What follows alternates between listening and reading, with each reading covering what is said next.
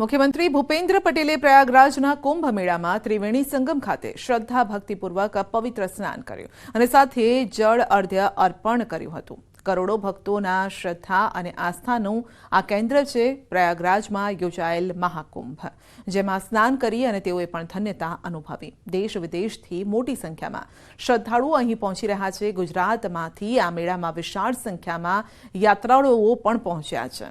Gujarat tourism corporation દ્વારા પણ તેમના માટે અલગથી વ્યવસ્થા પણ ક્યાંક ઊભી કરાઈ। ગુજરાત પેવેલિયનની મુલાકાત પણ મુખ્યમંત્રીએ લીધી। તો સંગમ તટ પર ડૂબકી લગાવી હતી ભૂપેન્દ્રભાઈ પટેલે। તો મુખ્યમંત્રીએ મહાકુંભમાં કર્યું છે સ્નાન। બસ હવે થોડા જ દિવસ બાકી છે મહાકુંભ પૂર્ણ થવાને આરે, અને તેવામાં ભાવિક ભક્તો પણ પહોંચી રહ્યા છે। આવા સમયે ભૂપેન્દ્રભાઈ પણ પહોંચ્યા હતા અને તેઓએ આસ્થાની ડૂબકી લગાવી હતી। સંગમ સ્થાનમાં તેઓએ સ્નાન કર્યું। આ પહેલા તેઓ મંદિરે પણ પહોંચ્યા। હનુમાનજીના મંદિરે જઈ અને તેઓએ દર્શનનો લાભ લીધો હતો।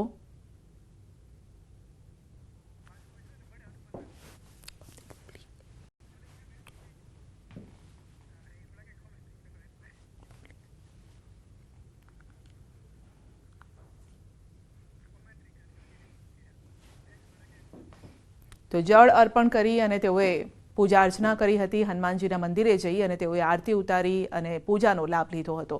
તો એક તરફ આરતી પૂજા અને બીજી તરફ સંગમ ઘાટ પર સ્નાન। 2 દિવસ પહેલા પણ પીએમ નરેન્દ્ર મોદી પણ પહોંચ્યા હતા અને તેઓએ પણ આસ્થાની ડૂબકી લગાવી હતી। મહાકુંભ 144 વર્ષમાં આવતો આ સૌથી મોટો અવસર છે। ધર્મની રીતે, સનાતનની રીતે સૌથી મોટો આ ઉત્સવ પણ છે। ભક્તિમાં ડૂબવાનો આ અવસર છે, જેમાં સામાન્ય લોકોથી લઈ નેતાઓ, પોલિટિશિયન્સ, આ સાથે ફિલ્મી હસ્તીઓ હોય કે ક્રિકેટની હસ્તી હોય, દરેક લોકો આ મહાકુંભના સાક્ષી બનવા માટે ઈચ્છતા હોય છે। ત્યારે ભૂપેન્દ્રભાઈ પણ અહીં પહોંચ્યા અને તેઓએ આજે ત્રિવેણી સંગમમાં સ્નાન કરી અને ધન્યતા અનુભવી।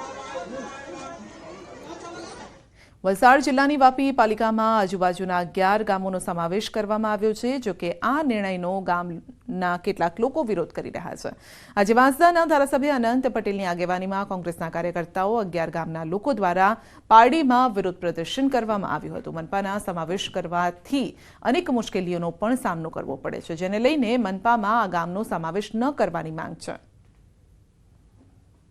અને એટલા બધા વેરા છે કે જ્યાં પાણી નથી તો બી પાણી વેરો, ડ્રેનેજ નથી ત્યાં ડ્રેનેજ વેરો, એટલે માણસો બધા વેરા ક્યાંથી ભરશે?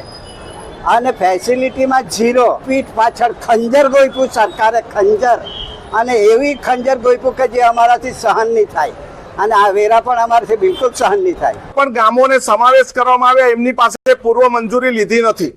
એમને પેસા એક્ટ 1996-2017 મુજબ એમની પાસે ગ્રામ સભાની પૂર્વ મંજૂરી લીધી નથી, અને કરવેરા વધવાના તેમજ વાપીના નોટિફાઈડ એરિયાને સાથે લીધો નથી, વાપીની નજીકના ગામોને સાથે લીધા નથી, પરંતુ